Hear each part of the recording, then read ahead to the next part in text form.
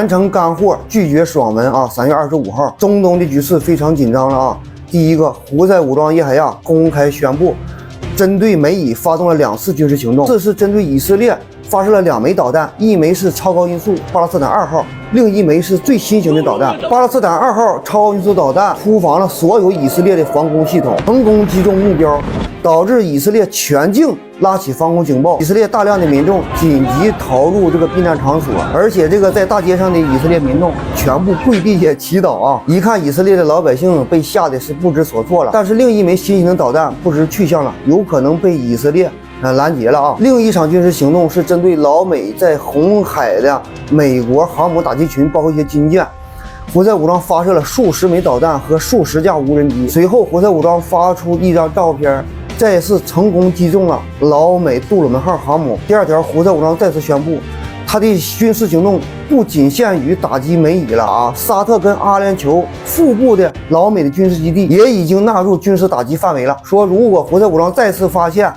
这2个国家的基地给美国提供帮助，那么胡塞武装将会第一时间进行摧毁。第3条啊，老美再次下令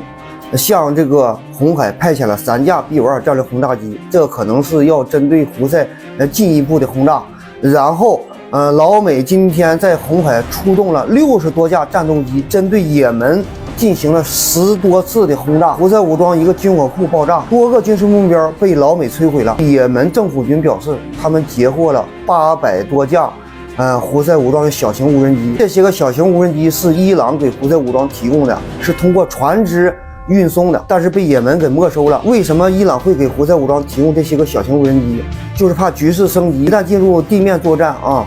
胡塞武装可以利用这小型无人机给老美或者其他的力量造成伤害。第4条，以色列今天针对加沙发动了数十次的空袭，造成巴勒斯坦大量人员伤亡。然后这个哈马斯下属的圣城旅进行了回击啊，针对以色列境内发射了数十枚火箭弹，以色列的多个目标都被击中了，但是以色列没有报。现在老铁你们看没看？不管谁打击以色列，以色列为了回应报复啊，就是疯狂的轰炸加沙。第5条，这条消息是老狠了啊！伊朗官方发布的消息，革命卫队要求老美在霍尔斯海峡的军事力量在今天午夜之前必须撤离，如果不撤离，伊朗革命卫队将发射上百枚导弹，包括无人机，打击美国的军事力量。昨天美俄在沙特利雅得进行的谈判，胡塞武装就发射了2次袭击，然后伊朗革命卫队就对此发出了言论，这就说明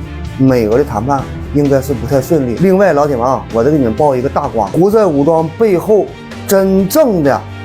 大哥浮出水面了。胡塞武装发射的巴勒斯坦2号超音速导弹的射速是16马赫，以色列根本就无法拦截。然后以色列就收集了所有的导弹的碎片或其他一些个零部件。以色列最牛逼的专家就进行了分析，它就不是伊朗给提供的，因为以伊朗导弹这个研制的技术根本就无法完成16马赫，伊朗的导弹它才8马赫，能使用这种材料的，包括能研制出这种速度的，世界上就有2、3个国家能完成。咱家老铁们可能说，是不是大俄给的？老铁们，大俄它都没有16马赫的导弹。老铁们，咱们在评论区打出来，你们说胡塞武装的16马赫导弹到底是谁给提供的啊？没点关注的给点关注，老弟继续再给你们看。